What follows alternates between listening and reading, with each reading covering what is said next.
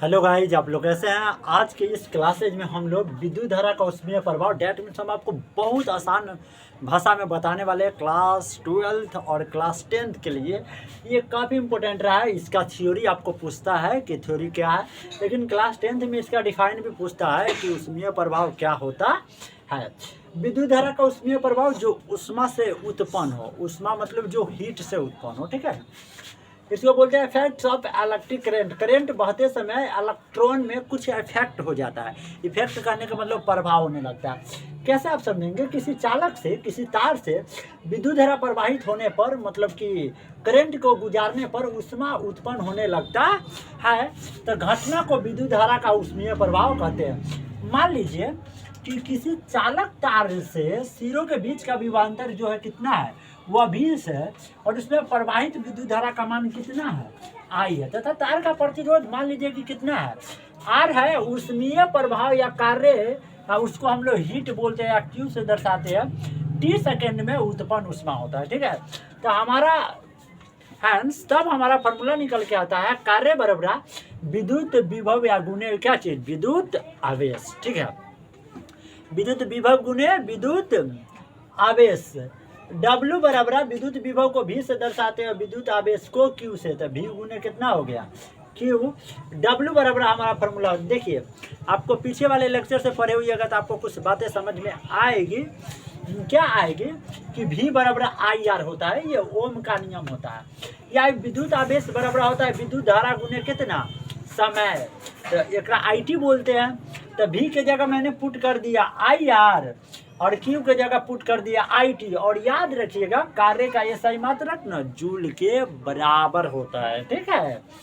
I गुने आई का square, R के जगह R, T के जगह T जूल। आपका ये फॉर्मूला हो गया W बराबर I स्क्वायर RT, ठीक है। आप विद्युत धारा का उसमें प्रभाव को शॉर्टकट पे समझेंगे तो बहुत आसान है। जैसे कि मेरे रूम में एक मरकरी है, समझे कि नहीं समझे। उस मरकरी में वायर जोड़ा हुआ है, चालक तार है। जब उससे विद्युत धारा प्रवाहित हुआ था, थोड़ा उसका वोल्टेज बढ़ गया था। क्या हुआ कि पतला तार गर्म हो करके वह जल गया, उड़ गया, धुआं गया, एक्सपायर कर गया, चिंगारी फेंक दिया। तो हम लोग कहेंगे कि उसमें से हीट निकल गया। क्या निकल गया, उष्मा निकल गया, ठीक है। विद्युत उष्मा का SI मात्रक जूल होता है, जिसको J से सूचित किया जाता है, इसे H से सूचित किया जाता है। याद रखिएगा, एक H बराबर 0.24 I स्क्वायर RT कैलोरी होता है, जूल में होगा। और ये CL को ना कैलोरी कहा जाता है, जो हम लोग कार्य की सबसे छोटी यूनिट होती है। और ये तो आपसे पूछा ही जाएगा कि एक कैलोरी में कितना जूल होता है, तो एक कैलोरी में 4.2 जूल होता है। ये जूल जी ने एक नियम दिए थे, और उनका अपना प्यारा सा नियम है। इस नियम को आप ध्यान से समझेंगे तो आपको बहुत सारी बातें समझ में आएगी। आपको पता है कि फिजिक्स में जूल एक नियम है, जैसे कि ओम का नियम होता है, उसी प्रकार जूल का भी नियम होता है। सही है गलत? तो जूल साहब ही एक नियम दिए, जिसे तो जूल साहब गर्म चीज के लिए नियम दिए, समझे कि नहीं समझे। गर्म चीज मतलब समझ सकते हैं कि जैसे कि हीटर गर्म हो गया, पंखा गर्म हो गया, ऐसे चीजों के लिए।